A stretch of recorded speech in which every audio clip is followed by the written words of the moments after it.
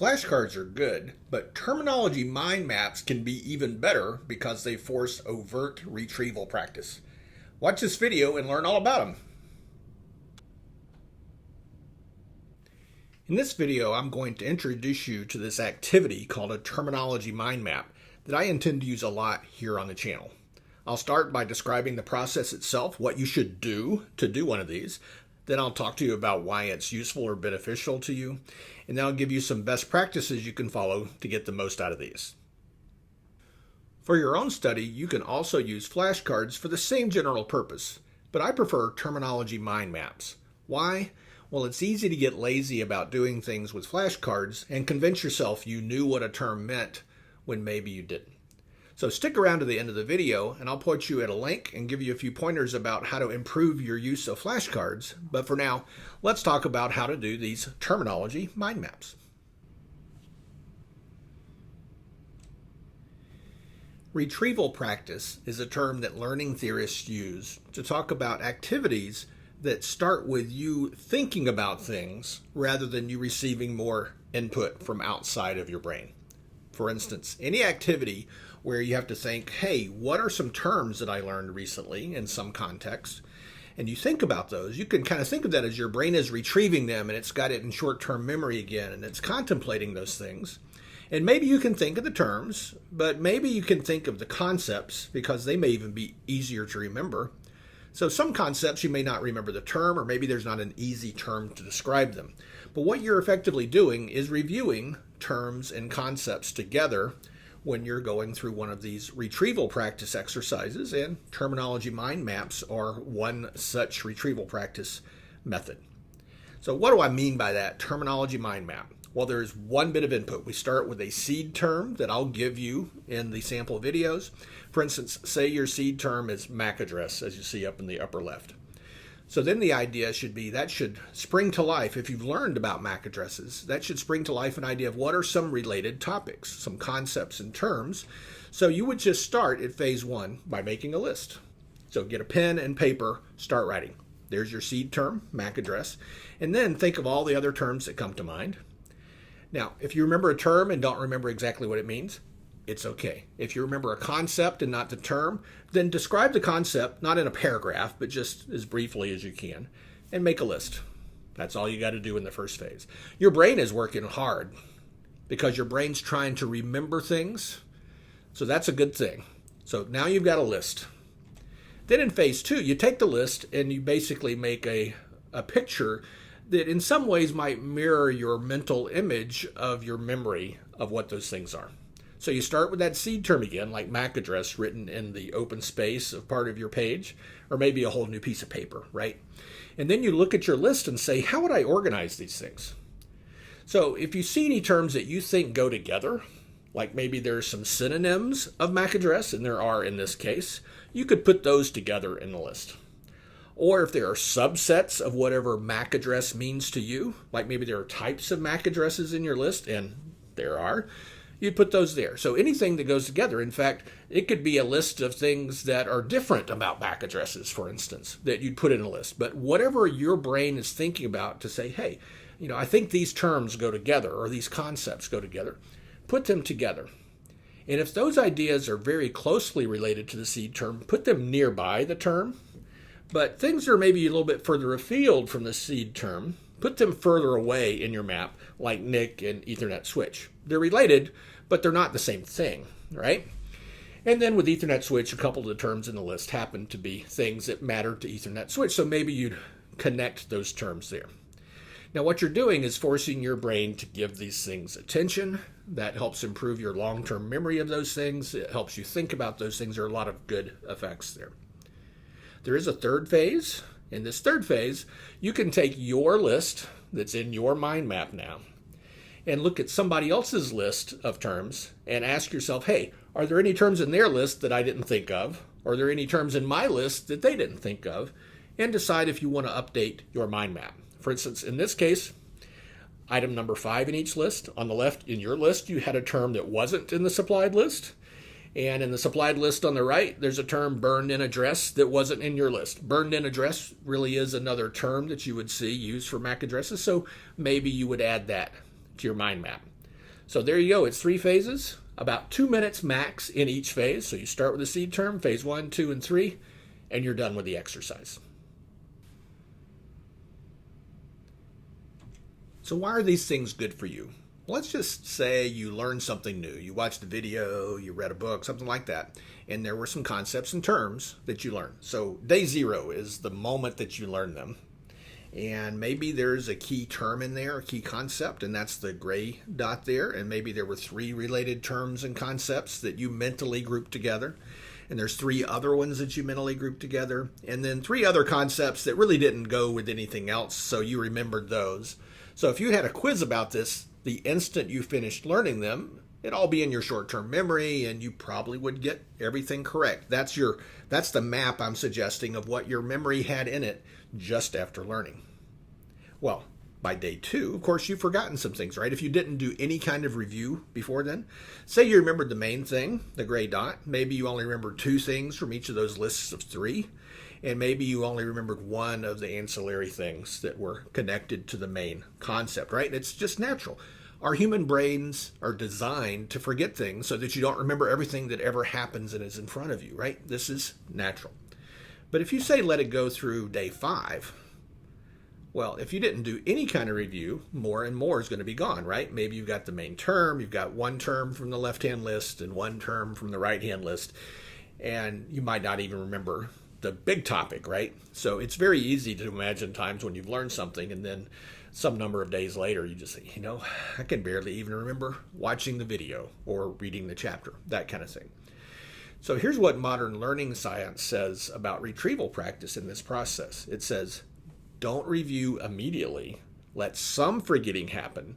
Interrupt the forgetting, and that's more effective to build your long-term memory. All right? So here's the idea. In that model that I just suggested, we want to interrupt forgetting. And so at day 0, say that's how much you learned. That's a bar chart showing the volume, if you will. And by day 2, you've lost some of that. And then we do retrieval practice. And at that point, it triggers a lot of processes going on in your brain. In particular, it interrupts the forgetting. It tells your brain, I don't want to forget this. I do want to remember it. It triggers some subconscious processes. It strengthens what still is in your long-term memory. It makes that better. And it makes your brain want to think about the related things. So then you'll start adding those in to your long-term memory. So by day 5, by just doing this retrieval practice, say at day 2, you've learned more. You haven't fallen off to almost no information that you learned from the original event. All right, so that's the theory that learning science tells us about today. And so terminology mind maps are just one way to do that retrieval practice.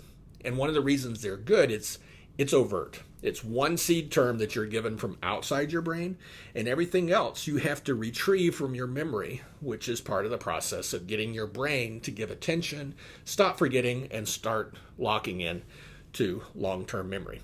It also avoids one of the big problems with flashcards, which is cheating. You see a flashcard term and you flip it over and you see the definition and you say, oh yeah, I knew that. It's very easy to say, oh yeah, I knew that, when maybe you really didn't, right? So we've all done it, and it's okay, but that's one of the things that happens. But what this exercise is about, it's about you and you exercising what's in your memory, and that's very effective for increasing long-term retention of the facts.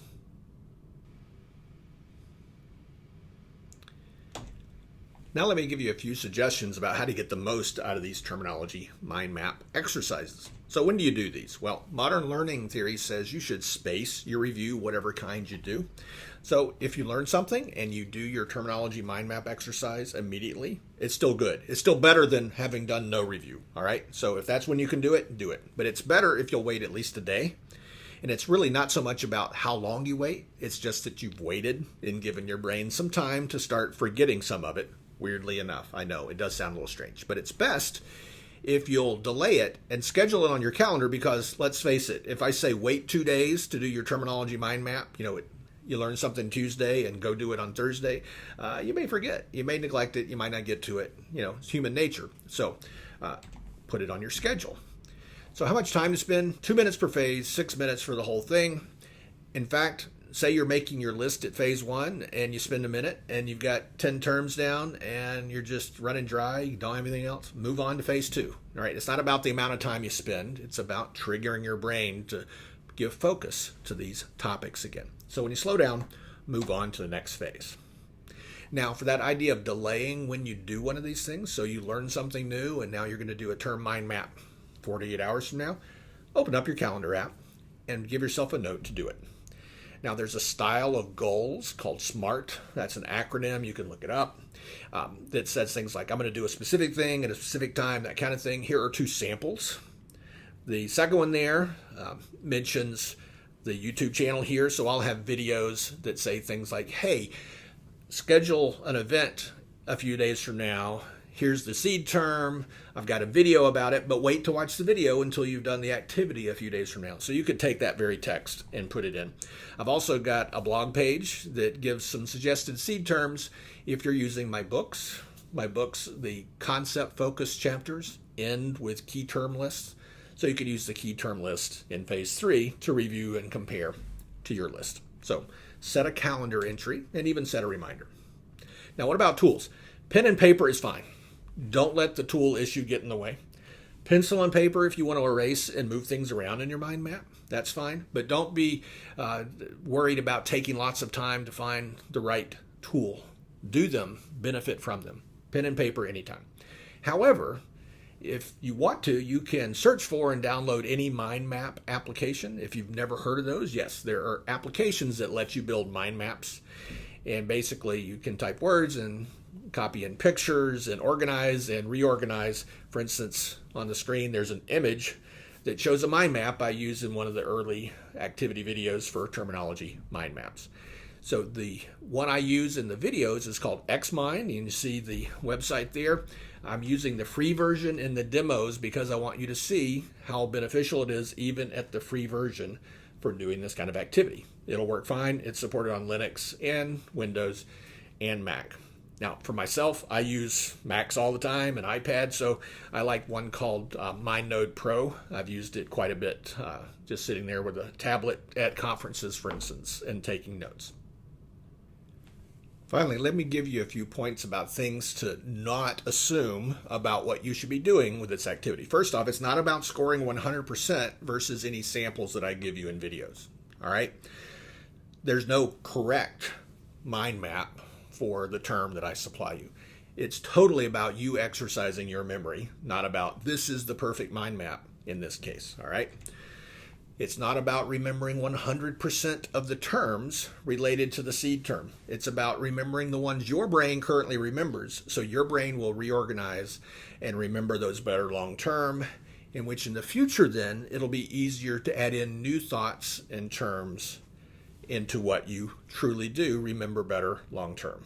So it's not about being 100% versus the supplied lists, and it's not about knowing 100% of the definitions of the terms that you do remember. You may remember a term and think, I'm not quite so sure what it means.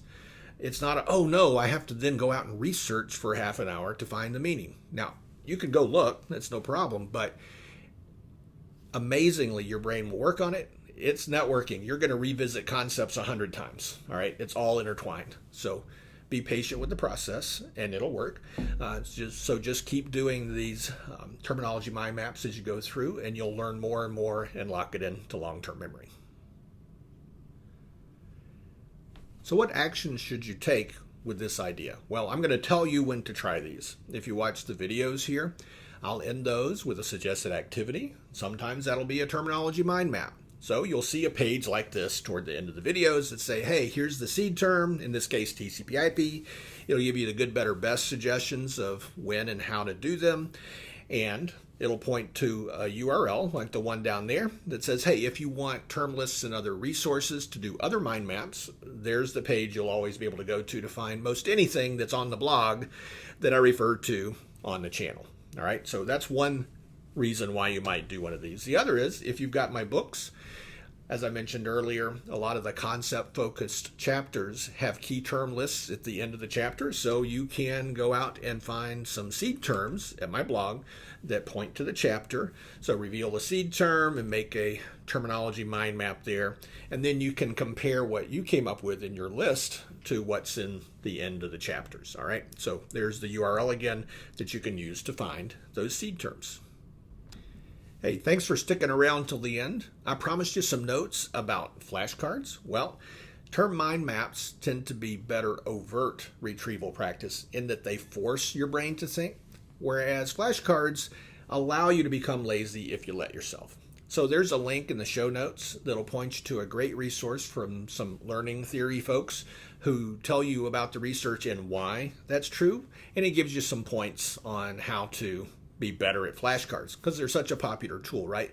A couple of highlights, for instance, is to frequently rotate or mix up your flashcards, and also instead of just marking one as one that you think you've learned after once getting it correct or even twice. They say studies show you really want to get it right 3 times before you set it aside and don't study it for a while. So check out that link for a little more detail.